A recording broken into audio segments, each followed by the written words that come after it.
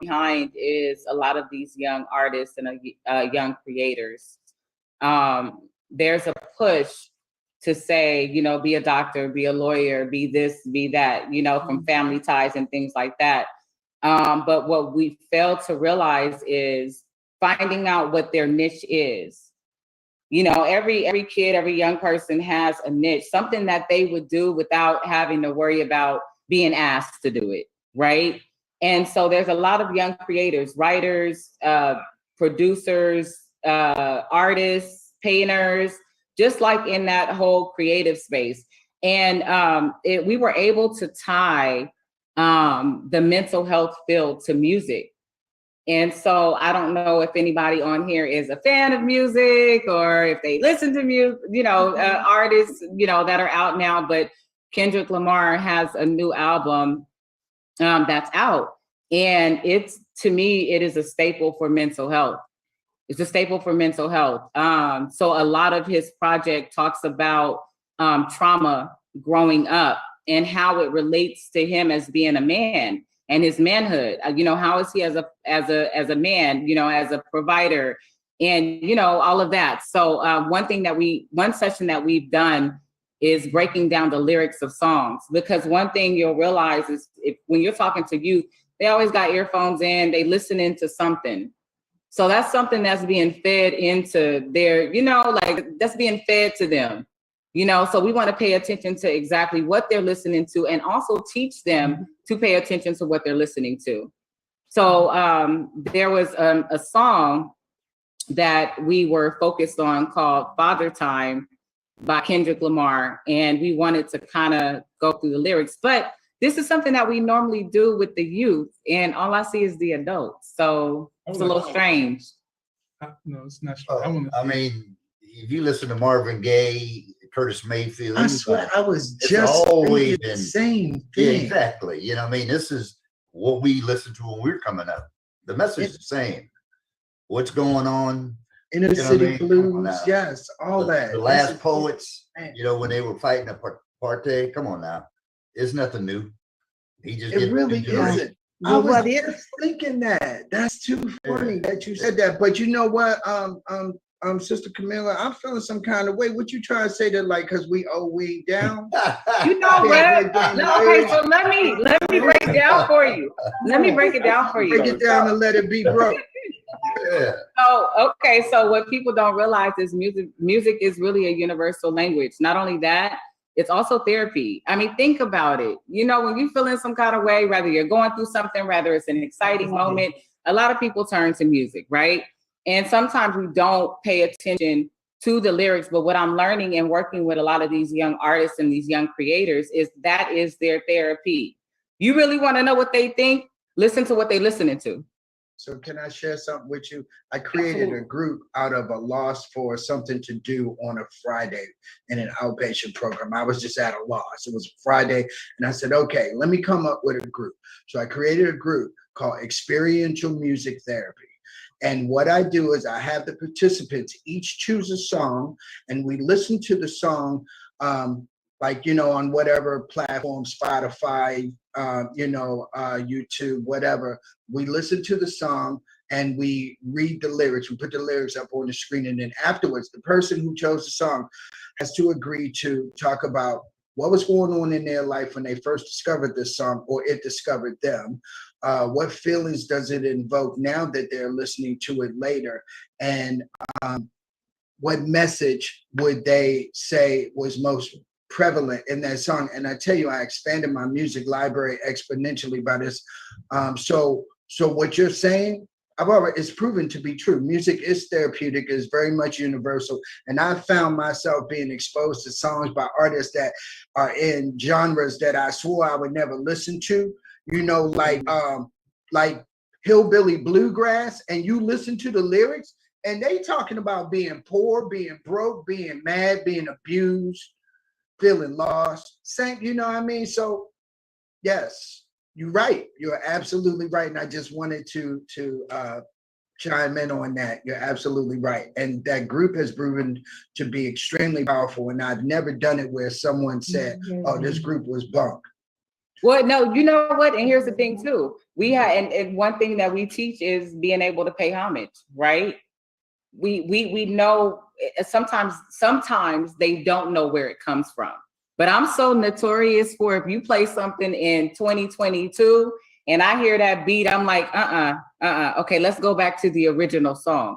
We're listening to the original because I want you to know where that beat came from. I want you to know where that vibe came. But that goes back to paying homage to you know what music created, you know, for communities, especially communities in need. Or sometimes that was their last leg. Well, I mean, You know? how do you think we got through the plantation? It was all about music. It was all about spiritual music, right? Dealing with the pain of knowing that you as a human being, this is how you're going to spend your time on earth. But yet your forefather was strong enough to say, I may not enjoy this life, but I'm going to do my best to make sure you get educated, make sure you do better than I did, and pass that baton. And that's where everybody on this channel right now is the same type of human being, in my opinion, right? You're trying to pass that baton the best way you can. So music's always been in our culture. I just want to bring a light to in the room, Vicky Davis. It doesn't look like that's Vicky, but there is a hand up, and so I want to invite that room into the conversation as well. Please. Okay. Yes. Thank you. Hi, I was just going to add about the music and writing. Can you hear me? Can you guys hear me? Yes, we can hear you. We can't see you though. Oh, hi. Dr. Baldoon, welcome. Hey, so I was years ago, well, it's been over 10 years, I did my research on writing in the schools, and I found that Black children tend to write for pleasure more. A lot of them write poems, a lot of them write raps, and they enjoy that more than the formulaic writing because they use it as refuge. So it coincides with what we're saying about music and how we pour these lyrics into our spirit and what is good music. So the research just led me to this journey of understanding young people more, but also the importance and significance of pushing creative writing in our classrooms. So I just wanted to add and echo what you guys are saying about how it's so important and it's very therapeutic, listening and writing, listening to it and writing about it. Absolutely. Thank you for that contribution. Thank you so much.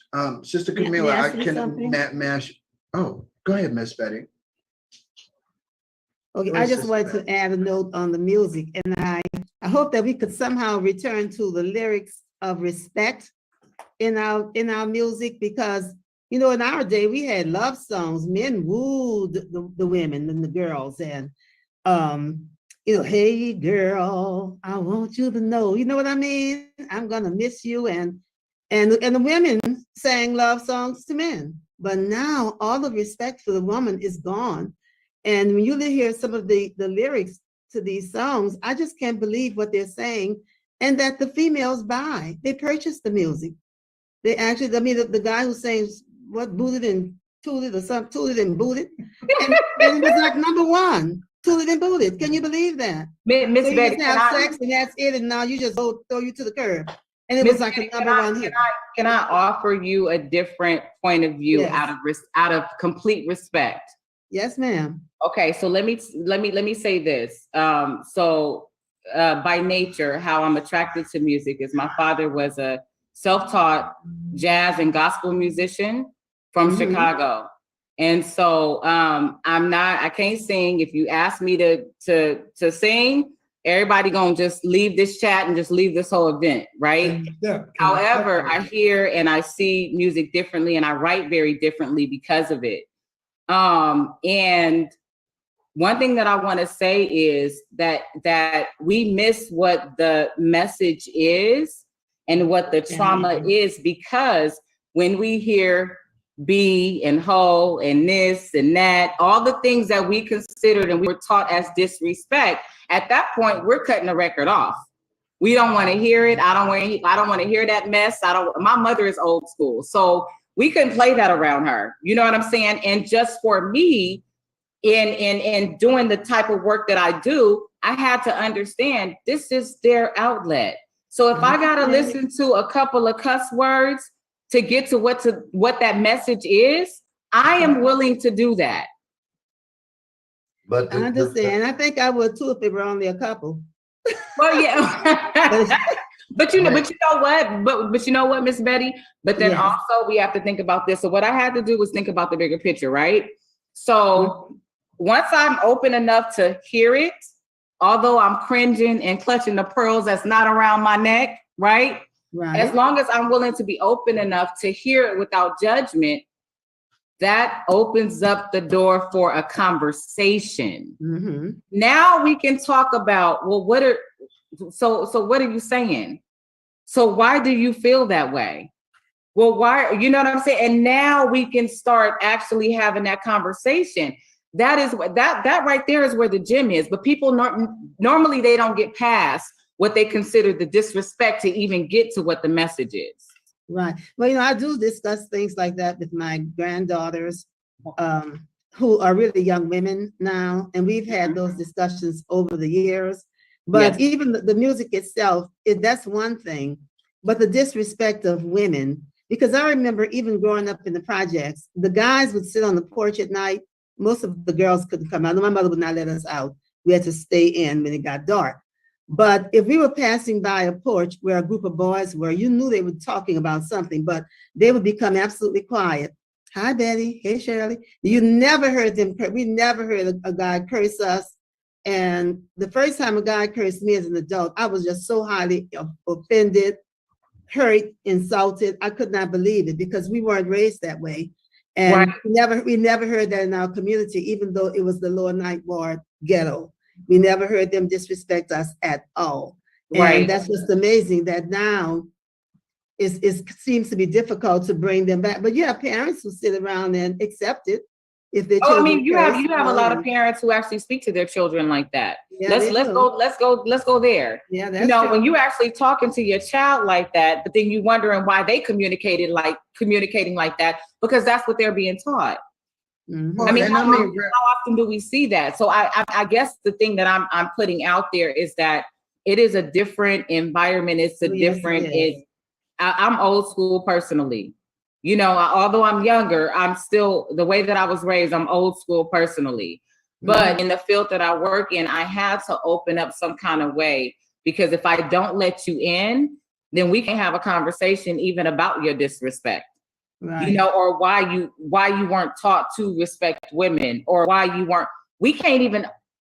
The ears are not open at that point. Right. I understand. Perhaps that's where that I am my brother's keeper and my sister's keeper Yes, come ma'am. into play, because you do have parents who highly disrespect their children. My mother was a strong disciplinarian, but I've never heard her cuss us and call us out of our names. Really, never. And so it's just a different generation, and they have to be taught. So Absolutely. even after teaching school for years, I don't think any students ever disrespected me to that degree. Never. Right. Yeah. Brother Ronnie. I want has to, his hand yeah, up. exactly. Yeah, I But- wanted to hear his comment, especially being that he's in that industry, because I think what he has to say, I'm sure it's going to be relevant. and Right. his person was Tupac at the start of the conversation. Okay. And Jay-Z. But he had a lot of sensible words. I mean, lyrics. Tupac did. Yeah. Well, Oh, you're on mute. I was about to say you're on mute. dating, going back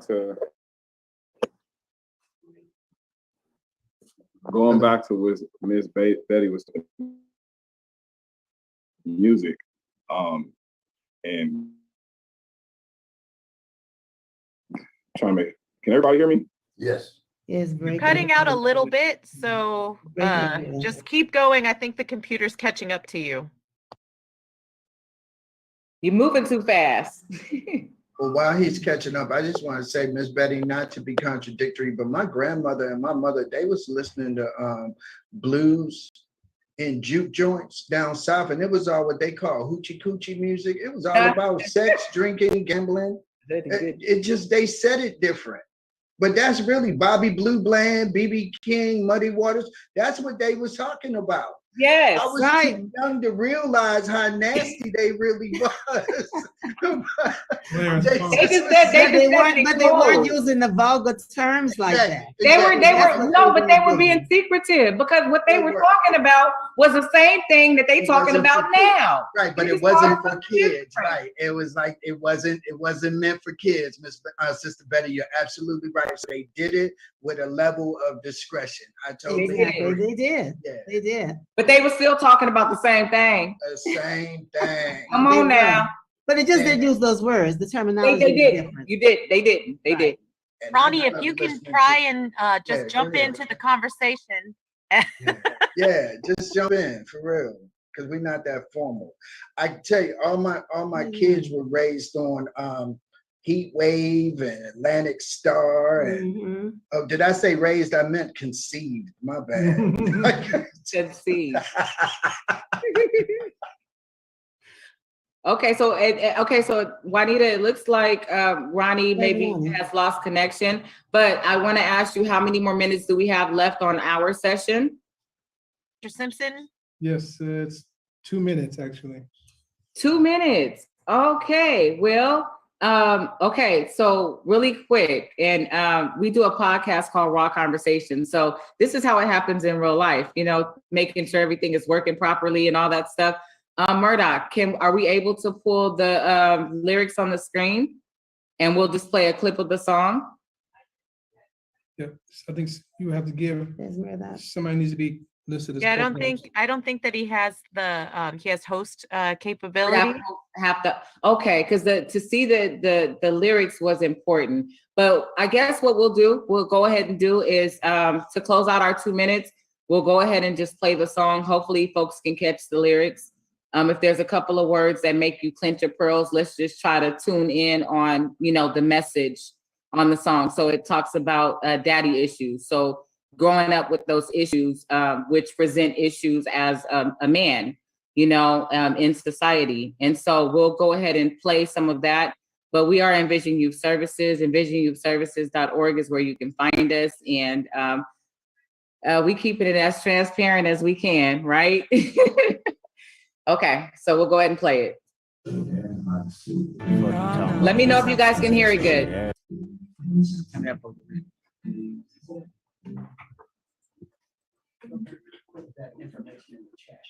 She did. She did. Yes. They can hear. Oh, you're on. Oh, okay.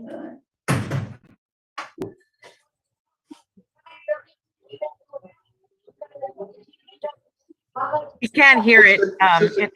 It's really muffled, like maybe the speakers are too close to the microphone or something. Sister Camilla, can you just sing it for us? Say it again. Can you just sing it for us? Oh, no, remember I said that earlier? You don't I want know, me- that's why I said that. Yeah, I know.